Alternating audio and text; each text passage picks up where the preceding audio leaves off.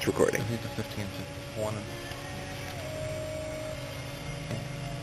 Alright, well, you want to grab a socket and a heavier duty impact to be able to stick on it. So, I'd already loosened that one up just a little bit. And so we're going to be putting the 7.2 where the 7.3 is. So go ahead and loosen that one.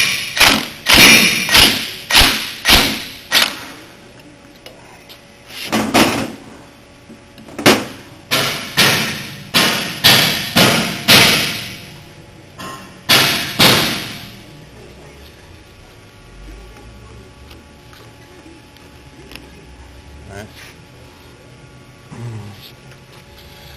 And this right here is what it looks like. So if something is plugged up, it'll be plugged up in this little end right here.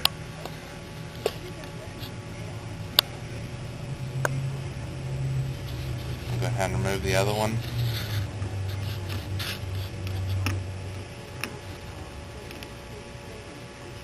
And of course you can see, I mean, all these are exactly the same. But go ahead and double check your O-rings. Make sure that they're not cut. You can even take a look down inside to make sure there's actually no debris in there. You might have to use a flashlight though.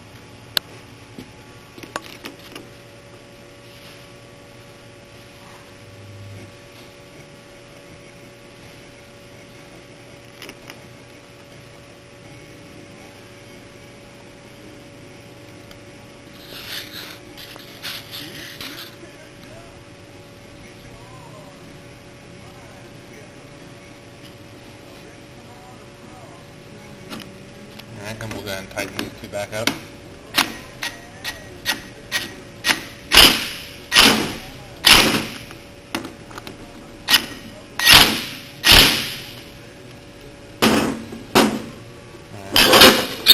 And from there, we will go ahead and move down to the 7.1 and 7.4. And of course, right here, you'll see those.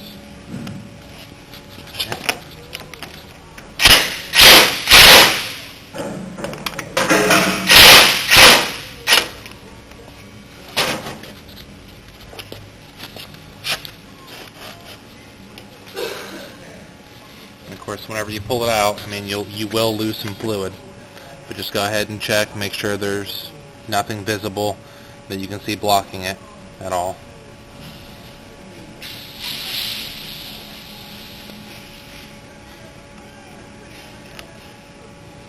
On both of them. And like I said, all four of these pilot operated check valves are exactly the same.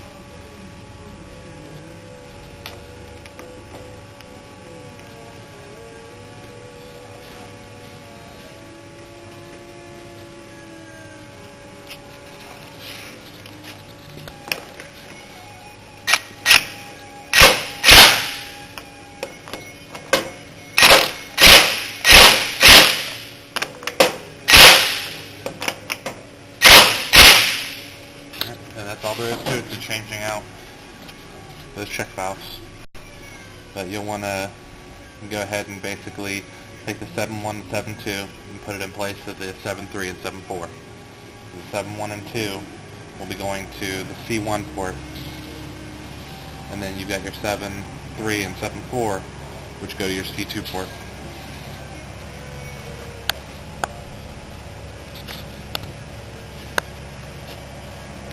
Once you're done with that, you can go ahead and put back on your solenoids.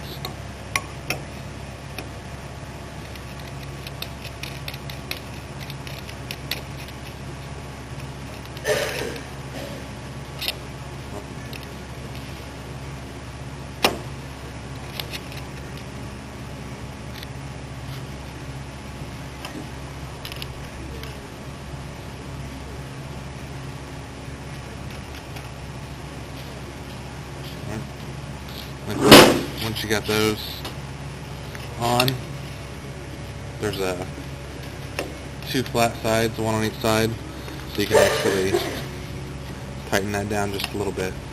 Don't tighten it too much because you will strip the thread. That's all there is to changing up those check valves.